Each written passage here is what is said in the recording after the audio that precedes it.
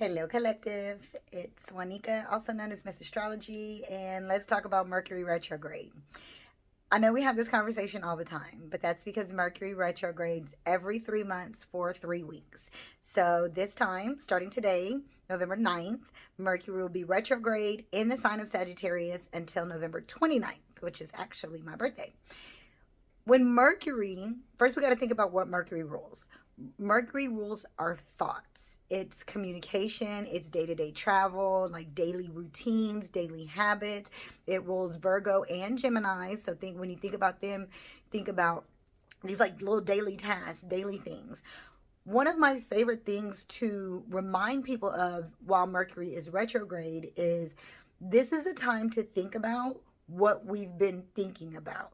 This is a time to reconsider how we've been talking, what we've been listening to, what we've been thinking about. Like, are my thoughts and words and the things that I'm allowing into my ear gates and into my mind even in alignment with who I really want to be? Because our thoughts come and go so fast that before we know it, we're thinking things we didn't even mean to be thinking. We're trying to control our thoughts. We're trying to be more intentional with our words, be more intentional about what we're listening to, and our daily habits, our daily routines. And maybe we did good for a while and then we got off and didn't even recognize that we got off.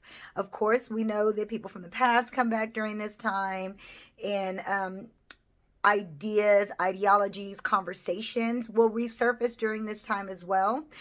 Mercury does not like to be in Sagittarius. Mercury likes the details and the little stuff, and Sag is such a big thinker that this could be a time for us to reevaluate. Have my thoughts become too big?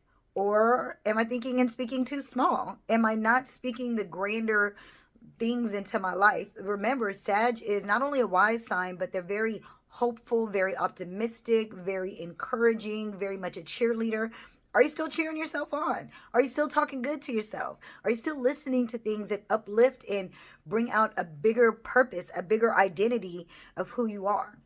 This is not going to be easy, specifically for Sagittarius or any of the mutable signs. So Sag, Gemini, Pisces, and Virgo are going to have a little bit of a hard time with this simply because we're trying to move forward. We're like, I don't even want to go back. But the universe gives us this opportunity because it is necessary.